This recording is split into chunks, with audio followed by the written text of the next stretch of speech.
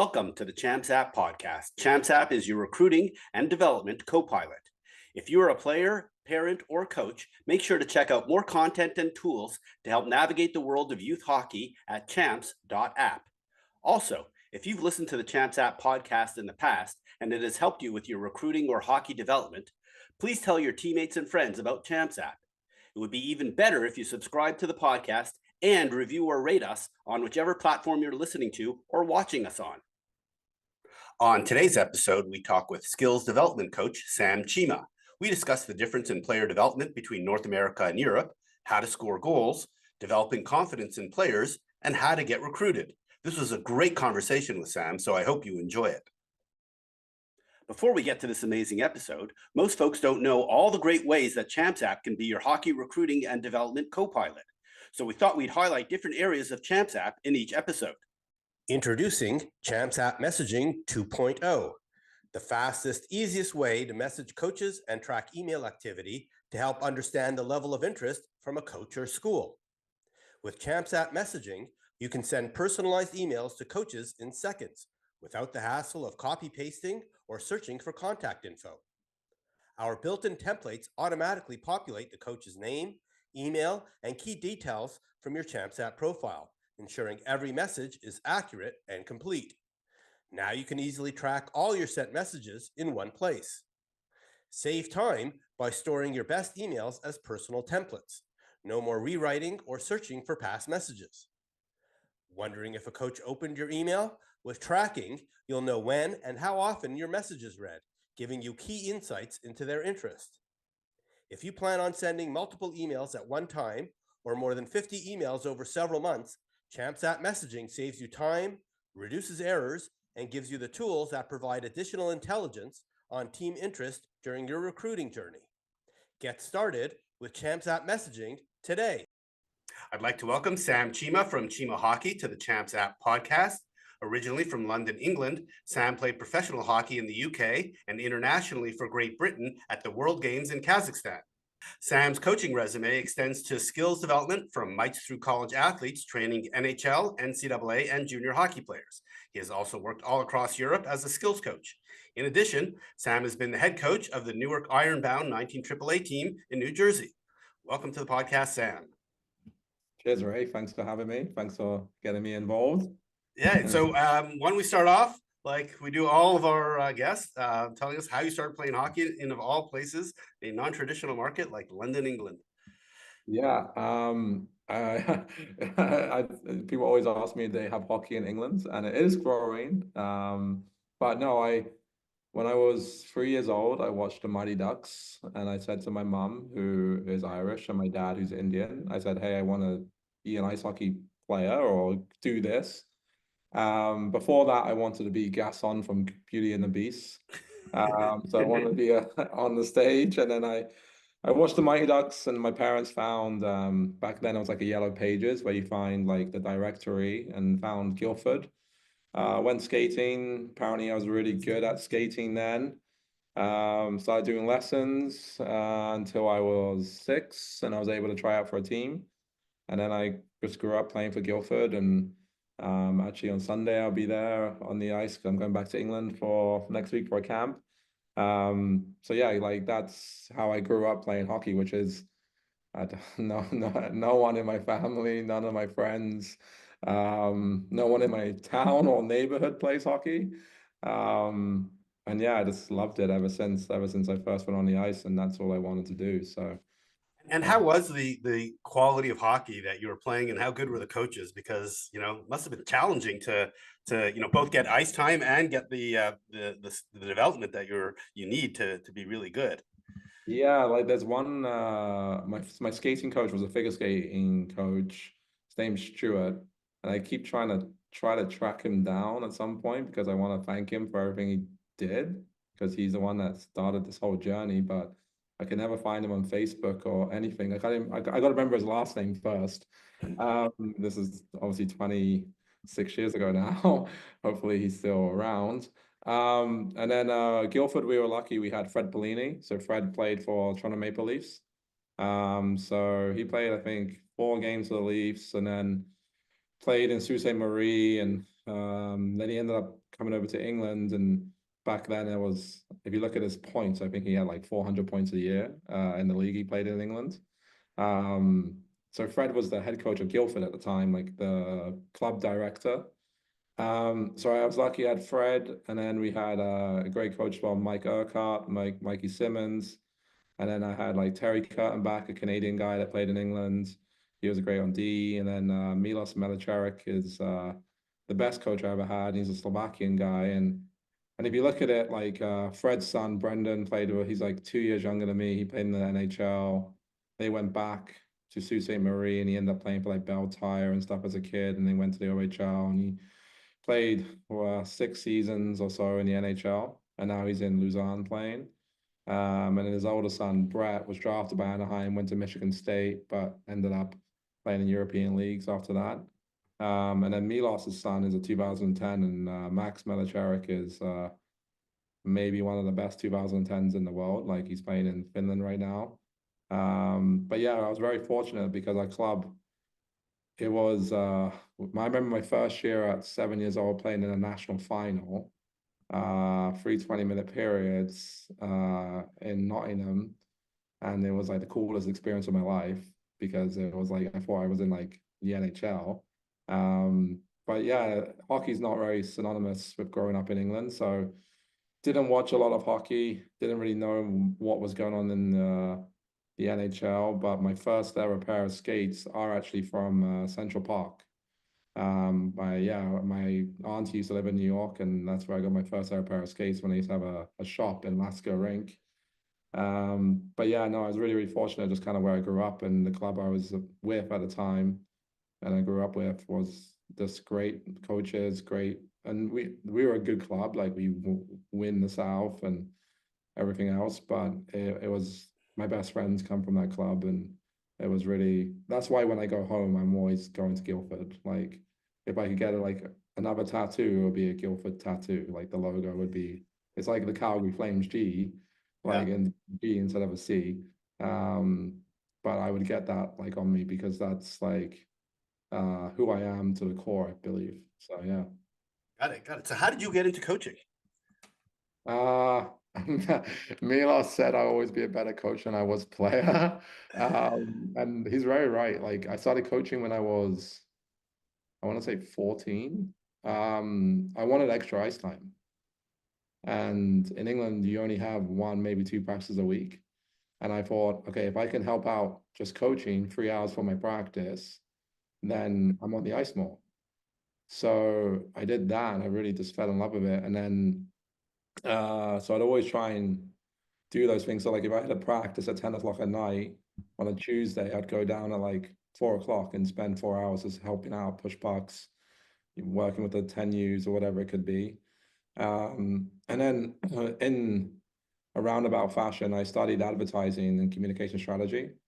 Um, so when I finished playing in Kazakhstan, of all places, like I knew that was like the end of my hockey career. Like hockey in England isn't going to pay the bills, and I have a really good degree, and I've been using it in some advertising agencies in London when I wasn't playing, and I was really fascinated by it. So I moved to Tampa, Florida, like pretty much straight away. But I didn't even like technically go. I didn't go to my graduation. I was already working.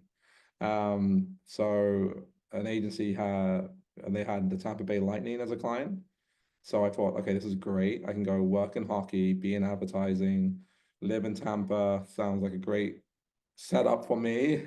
So I did that, and then I want to be back in New York. Like I was just kind of like bored to be in a city environment because I've grown up in London and spending some time in New York, and especially off seasons and stuff. And then we moved back to New York, and then I was starting up a business with fitness studios, and then I started coaching New York City Skyliners just just to make some money, nothing crazy, like just to pay a bill here and there. And then someone asked me to do a private lesson, and I said, okay, sure, I'll do a private lesson. Another person asked me, and then a few parents asked me if you're going to do a clinic because it was like I think it was like Veterans Day. So I made the logo that's behind you, and I made a website, and then the clinic went well, and then yeah, and then I just really fell in love with coaching, and just kind of, it took off. Like I didn't really envision myself being a hockey coach. I shouldn't really be here. Like I'm Irish, Indian, and British. But yeah, I really, really love like all that like aspects of coaching. Like, don't get me wrong, there's many facets of any job that you don't like or that can grind you down. But being on the ice, like people will say to me, how can you spend 9 hours on the ice? And I'm just, it doesn't bother me. It doesn't phase me. Like it can be, it's just who I am. Like, I think that's the biggest thing. Like when I'm on the ice and nothing else matters. And I think, and then it's, how can I talk about hockey all the time and I don't feel like it's work sometimes. I actually feel like it's a weird feeling when I'm not in a rink on a day, which I've kind of accustoming to now and again a little bit here, like not so much on the ice, which is nice. And I'm getting a little bit older and I can take care of myself. But yeah, no, I think it's really it's just the best job in the world. Like just to see, like for instance, I went to Frölunda, SDHL. I have a client that plays there with a couple of girls actually, and you know, a few maybe I was there a month prior to the playoffs, working with them, and you know, one of the players, like she was, you know, like she was really down, like she wanted to quit hockey and everything else, and then to see her play like 30 minutes, they win the SDHL, and the smile and the feeling and the joy. Like, I really think it's seeing other people succeed is the most important thing. And um, yeah, so that's really what makes me like, that's the like, I kind of cried a little bit when that happened. Um, but it was just like tears of joy, I guess, and just proud. And I think that's, you're seeing some guys now who I've worked with for a while who play to sign professional contracts and stuff, and just seeing all that hard work and success come to fulfill their dreams. That's kind of what I'm, you know, really focused on, and that's why I coach, I guess. Nice. Okay. So, when we spoke a couple of weeks ago, one of the topics of the day that were chatting about was the difference of coaching in North America versus Europe. And you just mentioned, the Finnish league with Frölunda. What are the differences between the U.S. and I think you're in Sweden right now. And you had mentioned how one of the Swedish teams had both a practice and a game on the same day, and they were not going to not do the practice even though it was before the game because they didn't want to give up the ice time or the development. Maybe just talk about how that's a different mindset than in North America that you see. Yeah, like the Swedish kids will ask me, how do you have so many points in America? Is there any defense? Because like you'll see guys in the OHL or USHL have 100 points. You know, I think this year Vigo Bjork at Djurgården, he had like 65 points, which is pretty impressive. Like he's an 08, like he's young in the league, but um I think there's more emphasis obviously in the US on games, and it's about winning the game. And I think the US model, it's a business, whereas here it's not run as a business. Here it's run as a pure development standpoint. When kids are playing J18-20, they're not paying to play on a team. So it's kind of run similar to like juniors in the US in that way.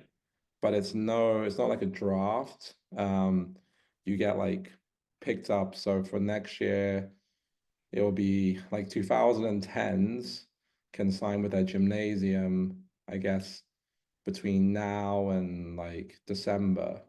Those top kids would obviously get picked up prior to that, and then those kids, it's not a paid to play model, so it's definitely a different system. I think compete, like they practice. I would say they definitely practice more than they play games. They don't. There's no. I haven't seen any team play 5 games in a weekend. They go and play. I think they start at maybe it's U14 or U15. They play 3 20 minutes, and they'll go and play, and it's more regionalized. So until Christmas time, you play a regional, and then there's a national schedule.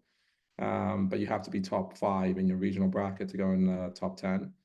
Um, and it's more of like a league, a national league structure. So, but the whole model is predicated on, it's geared around your school, so gymnasium when you hit your J18. So that would be 2009s this year going up.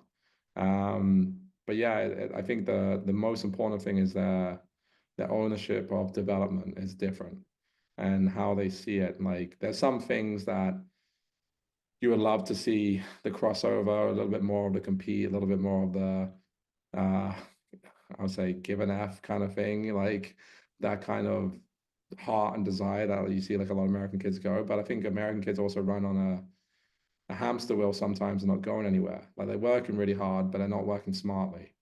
Obviously, if you watch Sweden or if you watch Finland or even Slovakia or any of these countries, like, and how they move the puck and how they think about the game and how it's more skating and moving. And like, if you just watch William Nylander play in the NHL and it's super impressive. So I think like and it's a different emphasis as well. Like you won't see many players play more than 20 minutes a game. Whereas in the US, like if you were to go and see the top kids in the OHL and let's say Mississauga Steelheads, you can watch Porter Matone, he's playing 27 minutes every game, and I think that's something here is more of an even spread. Like no one's going to be stapled to the bench. Like everyone's kind of has a role, and then there's obviously an up and down system. So you can be on the J18, play up with the J20s, and you can play up with the SHL or the Svenskan team, whatever league the professional team is in, and it's all run by the same club that runs that professional team in most cases. Like some teams only have J18 and 20 and no professional team. But yeah, and then the biggest thing that I really recognize is the strength of the younger players.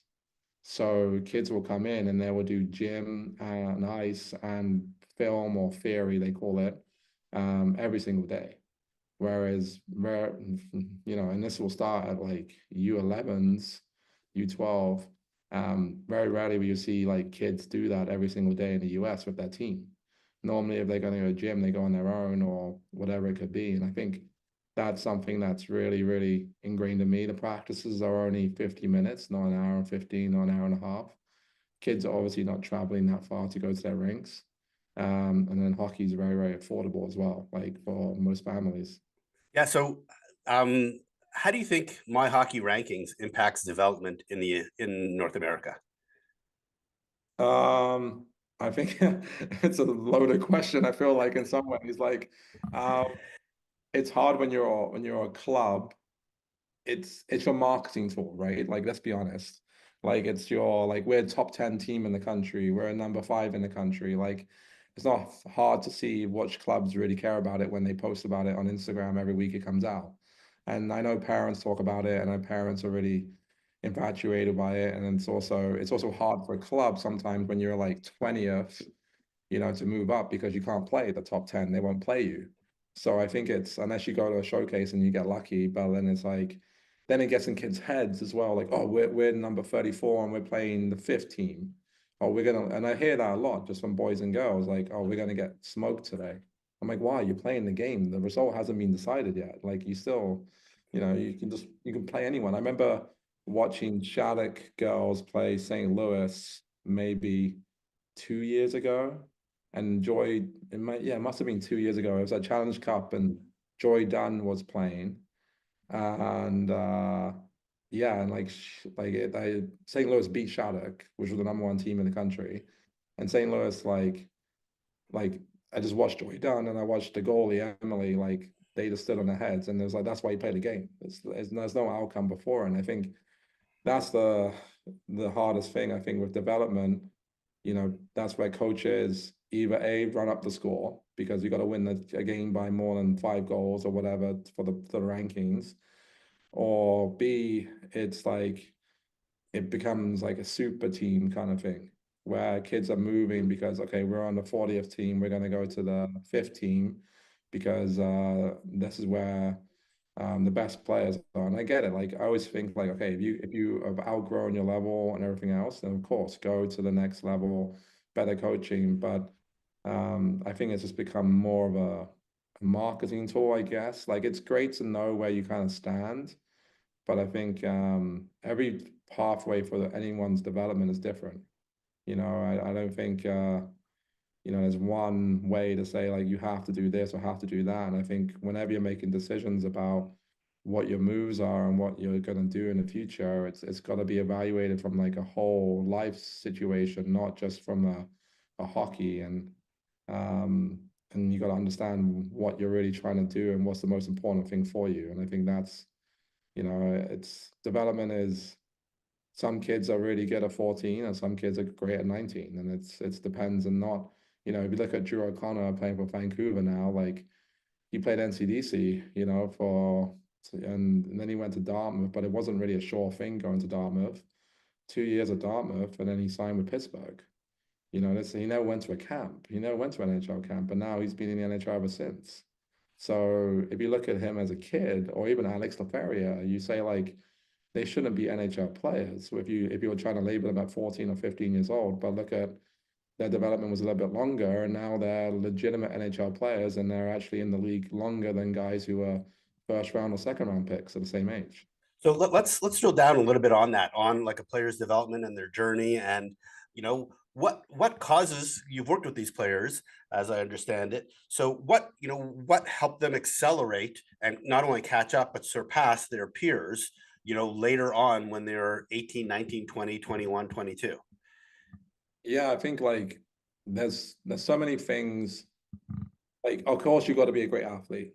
And of course, you got to get bounces go your way and luck stays on your side and you stay healthy and everything else. And I think the biggest thing that I notice with some of these players, though, is their mindset, like just kind of how they approach training. And they're not so concerned about what other people are doing and how their intensity is into their practices. It doesn't have to be a lot of practices, but it has to be the quality of it and what they're trying to achieve. And I think there's a slow journey and slow burn to that. It's like, I have a defenseman I worked with. He's now no longer playing. He's a funny story, Anthony Stark, where, he's the luckiest guy in the world in some way, but he's a slow burn. Like he didn't commit to Hold on, did you say his name was Tony Stark, Anthony like Stark. like Yeah. Iron Man? Yeah, Just yeah, yeah. making No, sure I look, heard that properly. he's from New York City. I'll tell you a quick story. He's from New York City. Uh, Aaron Frank was his best friend. They're playing for the Westchester Vipers back in the day.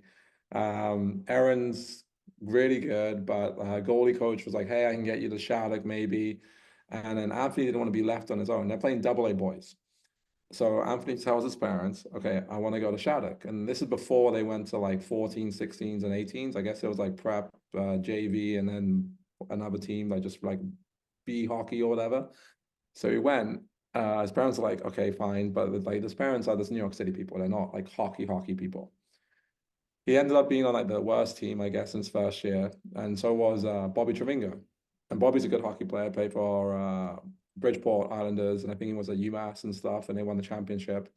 But so he goes there, and then he works his way up, and he would tell me the story and goes, yeah, and when I was finishing Shattuck, my coach said to me, just go to Division 3 and get a good education and just forget about hockey.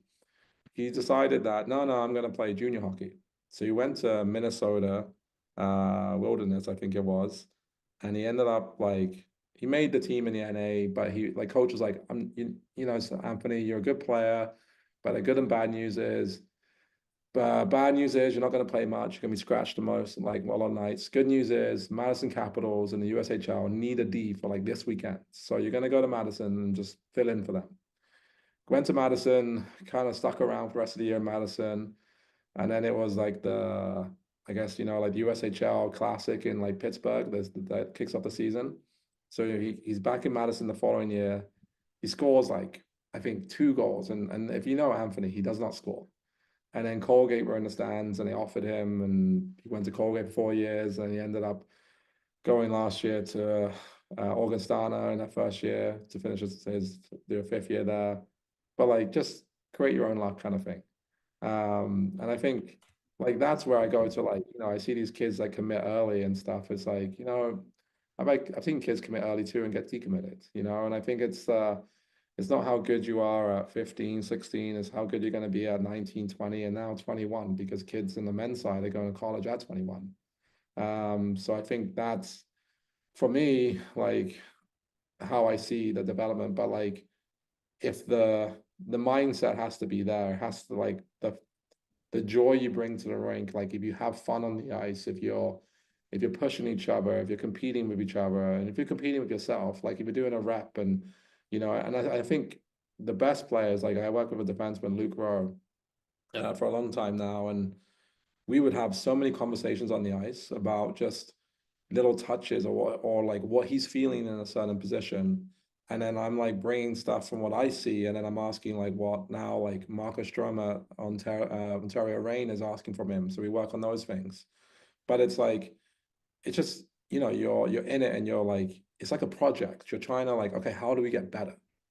How do we make it more efficient? How do we make this thing move better? How do we do things that are gonna put you in a better situation in the game? How do we increase your awareness? Yes, there's a lot of technical stuff to it and mechanics, but it's also, I think, like a feeling. Like, for me, it's like, how do I make the players feel like they have like, I work with Daniel Broberg and we talk about like this flow and like this feeling the way like you're in this kind of like you're moving and it doesn't feel like you're just stressing too hard or any of those things. And I think that's the most important thing. And so now I've really focused on like the awareness and like where your head is and like how much you're really your eyes and where you're looking and how you can sell false information. And when you are playing with the puck, how can you, be able to pick up information quickly? And I think that's just kind of how I look at development now. Like it's kind of evolved a little bit. So let's get into like a really specific skill. How do Yeah. you teach players how to score? To score. How do you score? How do you teach them to score? It's like nature or nurture. Like That's I what I'm was not a asking. goal scorer. I was not a goal scorer when I played. No, I think it's the same. Like, okay, there's understanding of the goaltender, but like what position are you on the ice? Like if you listen, like I've done a workshop with Belfry and he talks about like diagonal and down and where your feet are going and all that stuff. And I really use a lot of that stuff as well. I think it's there's mechanical things, shot selection, where your placement of the puck is. Um, obviously if there's like a screen, if you're like like what are you selling? Like I think, and then obviously, your power of your shot is the biggest thing. But it's again, goal scoring is more about like I think it's the same as like if you're selling deception to a player. Like what like you want the goalie to think you're doing one thing, but you're doing something else. And I think if I'm gonna focus solely on the women's game and think about shooting, it's shooting in stride. It's shooting off a pass, it's shooting from like hash marks and above. If you look at a lot of the shots in women's hockey, it's around the net, it's rebounds, if you're looking at defense. But I remember having Kate Monahan, she played at Princeton for a while. I think she's graduated now. I worked with her for like 3 summers. And the first summer she came in, she had like the sink stick, like the low kick point stick. And I went through all of her shots in the whole season. She took one slap shot the whole year. So I had like a hyper light, I think it was, like a 55 flex. Hey, try this. And she's like, oh, I can shoot the puck now. I'm like, yeah, because your hands, you're not actually like lowering your hands when you shoot. Like, and it's like those things. But I think goal scoring, I think a lot of it is it's nature to some extent. Like it's like they have the touch, like and it's the confidence that you have. It's you're not gripping your stick too tightly. And I think that comes back to being in that flow and that mindset. Like if you're, I have so many players when they go through a drought of not scoring a goal for a while, they get so tense, and then it's only when they really relax is when it starts to come again. And I think that's, yes, there's a lot of mechanics behind it. There's a lot of like details of what you're looking for and areas of the ice and all those things. But also, if you're really looking at goal scoring, it's shot quantity in most cases. So like Austin Matthews last year, I think he was like 6.3 shots average per game. This year is dripped down to like what 5.5. But most top goal scorers of any league that you look at is averaging between 5.5 and 6.5 shots a game. So there's no secret to why they score. Like, whereas some players don't average a shot a game for like 3 or 4 games. So I think it's, like that's the kind of thing. Like, if you want to be a goal scorer, it's like 2 shots a period. That's basically what you're looking at. Got it. Okay, so you work with players individually while they're still on their regular season team, right? How do you Yeah. how do you handle, feedback from coaches where they say to a player, "Hey, you should play more like Cale Makar. Go watch him video and play more like him." And like, what do you do with that as a player? And you're their skills coach, their development coach. Well, I think it's Kel McCarr is an like if you're a defenseman, it's like what's your like what's your role on the team and what's the structure you want to play in? Like I have some guys who play juniors and there'll be situations where I'll say, hey, you could do this in this situation. And they say, no, we're not allowed to do that. It's like finite rules sometimes in a team. Like they're not allowed to do a cutback or they're not allowed to, and I think No that's backhand passes. I've heard coaches say no backhand passes. yeah. I remember I listened to Connor Carrick and he said that like the US program when he was there did that for 1 year they were limiting their defensemen to do that. And obviously it's changed now and it's like circumstantial. I don't think it's like a never do something. Like I think it's like okay, you try something, it didn't work. Okay, why didn't it work? Review it. Okay, let's try it again. Don't like just shy away from something if it failed. Maybe it was too tight spacing. Maybe, like your hands weren't like in the right position. Maybe you didn't sell it more, whatever it could be. I think for me, it's the confidence of like holding on to the puck and drawing. Like I tell players, like if you want to be Cal McCarr or you want to be like I actually have Quinn Hughes right now on my laptop. I was doing some film with a player today, just showing him like, and it wasn't like him scoring goals. It was him just like making a pass and reading pressure and jumping into the play. I think the biggest thing is like I tell players is like be a spider, and they're like, "What do you mean?" And I'm like, "Okay, what does a spider do?" And they Al go, Belfry, I know that's his "Yeah, yeah." analogy. Yeah. Actually, now you say it, yeah, I shouldn't say it because Belfry coined it, I guess. But like, but a spider, like it tracks, like it sets the web, and then and you're drawing like Adam Fox is like that. Like Adam Fox is not the fastest guy in the world. Doesn't look like he's moving too much, but he just draws like two guys to him. Like he's a super calm on the puck, and his head's always up, and it's like those are the things that I really want. But I never like at the end of the day, like if you have a player who's playing junior hockey, college hockey, or pro hockey now, you don't want to do something that's gonna is against the team. So I'm not gonna say like, okay, in the summertime you can work on a skill set to enhance your situation and enhance your own toolbox. But then when I'm doing film with these players now, I'm not like, okay, I'm not going to say that's stupid. Don't do that. I'm going to say, well, I understand it's your team situation. Like if, like for instance, like Anthony, if you're a weak side defenseman, you have to rim the puck every time when he's at Colgate. Okay, there's chance he can escape. He's like, yeah, we're not allowed to do that because the wing. Then it's the winger's job, and then it's their job, and then it's like then this is how we move the puck. Okay, fine.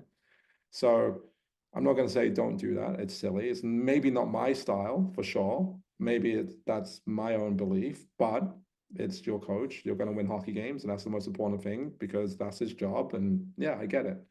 So I think for me, it's just more about like when I'm working with players in season, it's like if I see a situation where it's like because a lot of the guys I work with are defensemen, it's more like okay, you're under pressure. Remember that drill we did June 17th, and I probably have a video of it on my phone from the practice in the summer. And I'm like, yeah, that's the situation that you would do that skill. And I think that's just kind of for them to see how the skill situation goes into the game, and I think it's like because you're going to be in the same situation time and time again. If you're a defenseman, how many times you retrieve a puck? If you're a defenseman, how many times you go D to D? Like my biggest thing is like when you're a weak side defenseman and you go D and they go D to D to you and you cross over. When you cross over, you usually stick handle. If you can eliminate the crossover, you don't stick handle. It gives you the extra split second to be able to make a play. And it's just like those little touches and going back to it, like the details, like that's still the team system, that's still the game, but it's now making you more efficient within it. And if you're gonna like talk about Kel McCall, like, like he's just I had a video recently I posted like the power of the head, like where he moves his head. Like I tell kids this, remember last year we had the eclipse and I said to kids like, okay, when the eclipse happens, everyone went outside and stared up in the sky, right? And like, imagine if you did that now. If you just went outside your house and just stared in the sky and stood in the street for 2 minutes, I'm pretty sure everyone will look up in the sky to see what you're looking at. And that's the same thing. Like if you can sell information and I show kids videos of Messi from football, from soccer in the American world. But and Messi, like they found out that he's 2.6 times, he scans 2.6 times more than the average Premiership footballer. So like he's twice as good. But it's just because he's picking up more information and he's not the biggest, he's not the strongest, he's not the fastest. And there's been some guys in the NHL that can't do a mohawk that I've worked with, or can't do a punch. And I start to think, and it's not like, oh, they're so bad at hockey. It's like they're in the NHL, they're making millions of dollars a year. But what they're really good at is their awareness and like how they can play and like and just how where their head is at and with the information and the reads that they can make really quick. And I think that's for me is the most important thing. So from a skill standpoint, it's working with the players and giving them a toolbox to use in situations to troubleshoot their things.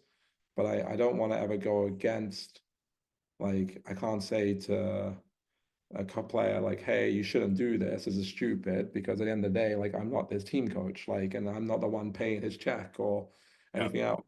It's just more like maybe we don't agree with it, maybe he doesn't agree with it, but that's fine. But that's in any team you're going to play on. There's going to be you might not agree on a diamond PK. That's fine. You might want to play wedge plus one. You might not agree with an umbrella power play. You might not agree with like one team a kid I'm working with right now. They play like a 1-4 trap neutral zone anytime they lose the puck. It's like they retreat. I don't agree with it. The kid doesn't really agree with it, but it works, you know. So I can't sit there and say like anything different. So, but I think that's more system. But I think in the season, it's more about riding the waves of like the emotion roller coaster of a player as well. And it's more about like making sure they're in a really good headspace and making sure that like I think they're supported. That's the biggest thing. Like, you know, like, yeah. Yes. Let's talk about like being in a good headspace. How important is confidence, and how do you develop confidence in a player? Yeah. So confidence is I think it's a skill you can train. Everyone gets nervous. Like everyone does something for the first time. So you can't like this is actually an interesting conversation. It's something I really want to like look into details more because like for instance, like is it nature or nurture? Because like Alex and William Nylander are two different people, but yet uh their skill set actually is very similar. But obviously one is a superstar and one's in the American League.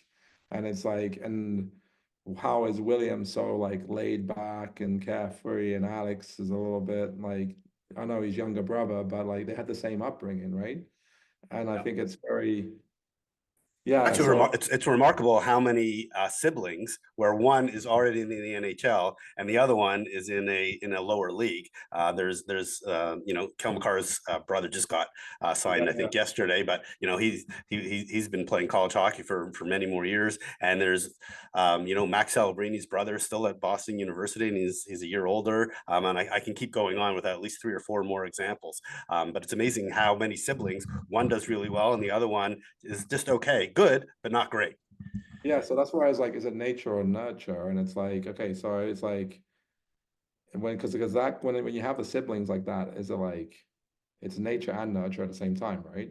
So it's like, okay, is it something that's learned then? Is it a skill? And I think to develop someone's confidence, there's a lot of tough moments that you happen in just like if you're going for business or anything in your life, there's lots of tough things you have to overcome. And I think if you can overcome things over a period of time, you build your own confidence yourself. If you're acquiring more skills and you're trying, and I think to be a really confident person, you have to be okay with failure. You have to be okay with being the rookie. You have to be okay with not knowing everything and still going through it and being humble enough to like to fall on your face, basically, you know, and having fun with it. I think that's and then you have to have the internal belief to try and the desire to you know, if it doesn't work, like, okay, I'm not gonna like go back in my shell. You know, I'm not gonna be like I always say like a you know like a turtle or a tortoise, right? Like it's like when they get attacked, they go in their shell, right? And it's like, okay, we can't be like that. And I think a lot of it comes to like your posture and all those things. And it's you that's gonna be like cues and like mental cues, but like I think it's like I have a for all my players I work with in the season, like I work with on like film development and all this stuff, like just guys I work with in the summer and then we continue it throughout the season. And then they will have a journal. So like the journal is very simple. It's like collaborative notes. So like I see everything they write. So they write down everything they do that day, how they feel, all that stuff, right? And it helps me understand like what's going on, like without texting 24/7. But it also is more important for them because then they go back and go like, okay, I had an okay weekend. I gave myself a 5 out of 10. Like, and I don't give them a score. They give their own personal rating. But then the following 3 weekends before that, I was an 8.5, a 9, a 10, like they had good scores. And I think, hey, just go back to that. Like, it's not just one bad game or one bad shift doesn't make you a bad hockey player. Like just, but I think with confidence, it's learning to overcome things and then building on that. But I don't think anyone can sit there and say that they are. I don't think many people say I'm a confident person. Like I'm overly confident. I think we can all put a mask on and say we're happy and we're like confident and we're go-getters. But I think there's always going to be the nerves and like that feeling, and that's the best feeling. Like I think whenever you don't play the game of hockey, the adrenaline and the goosebumps that you get from a game, or I know I got them when I used to play, I've never got that again. That feeling, and then it's like maybe the same feeling as a boxer has, right? Like I don't know, like or anyone, but you can't get that in business or sitting on a Zoom or maybe get nervous for like a business thing. I get it, like, and you're like, yes, we got that deal or whatever it could be, or yeah, like but it's not the same feeling. And I think yeah, confidence is definitely something that can be trained. I think it's more cues from coaching, yes, but it's more individually just on your own journey going through it and overcoming when you're okay with failure, okay with making mistakes, or okay with someone else doing, like, if someone else gets committed earlier before you, great, be happy for them, but like don't get down in the dumps and be like, oh, I wish I'm better than that person, I should be going there, or whatever it could be. I think it's just like understanding your own journey. That's the most important thing. So you hit on, we got to start wrapping this up, but you hit on my next topic, which is getting committed. And you've talked to a lot of coaches about the process to getting committed. What are your top 5 takeaways from those conversations in terms of Yeah. what does it really take? I think it's really interesting when I speak to coaches, like not many coaches can define what they're actually looking for. Like it depends. Are we talking about men or women's hockey or just in general? Let's talk women's for now, because that's a significant majority of the audience listening to Yeah. this. So like they're not like they can't say, hey Sam, I need a 6'5" right shot defenseman that can make a breakout pass. It's more like they're a lot of it comes to like grit, determination, work ethic, yes. Are they a good person? Yes. Um, and then like, do they have the X factor? Do they have that like game breaker mentality? But what if you're a stay-at-home defenseman that can play 25 minutes and you're just like, you're reliable in all situations and you're just like a smooth skater, like, does that player get missed? Because maybe they don't have to like, and Adam Fox, if you watch him, he doesn't work very hard. He's kind of like in the right position at the right time and doesn't, yeah, he has like good skills for sure, but like, is is it sexy enough to some coaches? Like you're just a good defenseman with a great stick and you can break up plays and you don't like I think then that's the problem with like I think with so many kids they're trying to be like Kel McCarr if they're not like when if you look at like Gustav Forsling like unbelievable defenseman like yeah he gets I think maybe he has like 20 or 30 points I'm probably wrong and maybe he has more than that this year but he's one of the best shutdown defensemen against Connor McDavid and I think it's so from those conversations, it's always it's more, and of course, there's lots of different things that go into getting recruited. It's like obviously your education, where your grades are at.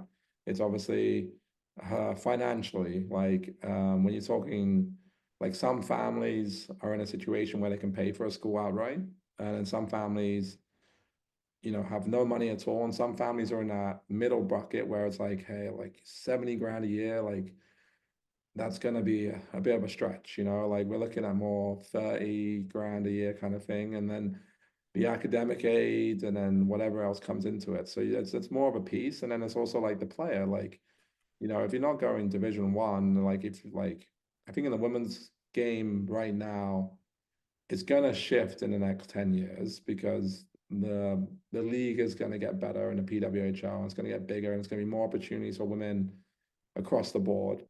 Um, and whether that be in the PWHL in Sweden, Switzerland has started a really good league, which I know you're familiar with your daughter. Austria league is getting better as well, and they're bringing players in from graduating college and stuff.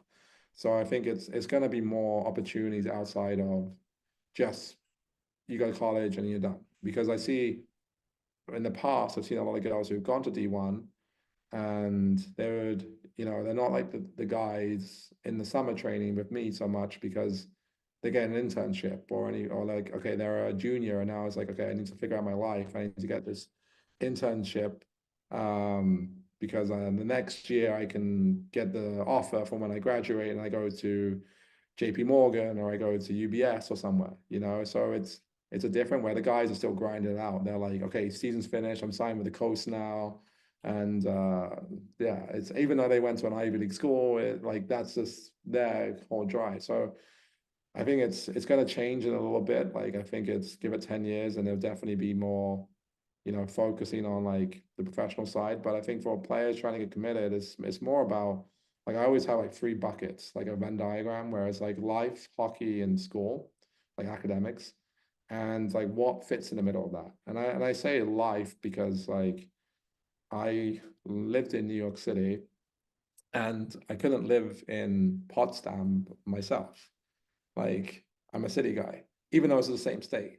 Like if my Apple computer breaks, like I don't know if there's an Apple store around the block like there was for me in Manhattan. Like it doesn't, so you have to know what you want because there has to be, for me, I know like in like wherever I live, is that actually no hockey stuff.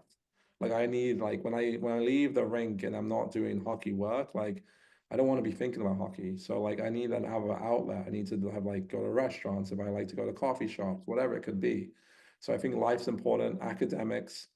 Of course, when you go to university, maybe you have an idea what you want to study, but like the opportunity to change like is also great. And like now obviously with the portal, like it's different. And from hockey, like do you want to go somewhere and keep working? Are you like a type A person where you want to move up the lineup and go and try and get a national championship, or are you just trying to go to college, have a great experience, and just play college hockey? Like, what are you trying to get out of the experience from this whole thing? Are you okay with going to a new program and starting the program up? Are you okay with being a red shirt or a healthy scratch? Like, it's just a lot of like because we don't have junior hockey and in youth hockey, so no one has been scratched before. So you've gone from playing 70 games a year to playing two. How does that make you feel? Like what type of person are you? Like, and I think, and then there's also the case of like, okay, you just want to say you play Division 1, or do you want to, like, and there's a lot of people like that, and then you just kind of like, because there's varying levels of Division 1 hockey, and there's varying levels of Division 3 hockey, and I think it's just more about what's the right situation, and like, I think any player that I worked with, I kind of really knew their personality, and like I knew to most of the time, like, okay, will they jive well with this coach? Will they jive well with the girls in the team? Um, will they like knowing the environment and like, you hear from players who are there before and like what's it like and stuff. And um, yeah, so I think it's definitely there's so many ways you can go to it, but it's only about like what you want from the experience. It's not about anything else. And like if you want to play at a Wisconsin, Ohio State, well, then you want to be a national team player. Like you have to be the best of the best. You have to be trying to play professional hockey and like you have to train more than anyone else. You have to be in the gym. You have to do all these things. Like there's no difference. Whether like if you're, just playing, I'm not saying just playing Division 3 because that sounds very rude. But if you're just playing and then there's no expectations on you, then that's fine. But you have to understand if you are going to go to like a Ohio or Wisco, Colgate or any of these, like I see their workout programs in the summer and they're intense, and I think it's that's what do you want from the experience? That's the most important thing, I think.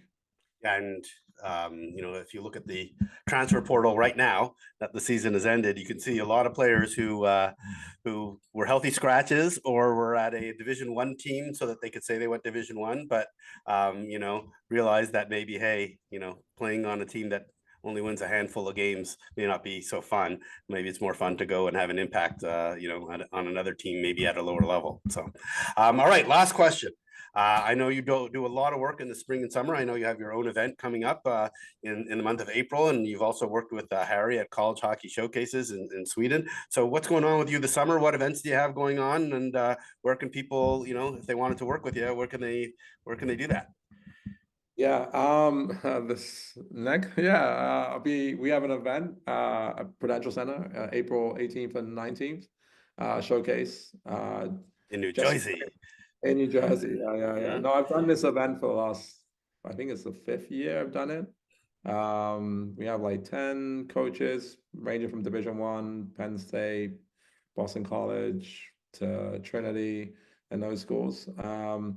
Yeah, there's a few spots left, no goaltending spots left. So I'm sorry if you're a goalie. But yeah, I keep it small. It's more like that one is it's like I started that event mainly because of the kids in the tri-state area not having to travel. And we've had kids from Europe come to the event, and kids from I know there's kids from Michigan signed up, and there's some kids from Canada signed up and stuff. It's New York City. Like if you haven't been a weekend in New York, it's the rink is 7 minutes from Newark Airport. The Manhattan's 20 minutes away. There's usually a playoff game you can watch. So I try to make that like a really fun and just kind of a great experience. And then the following week is CHS in Florida.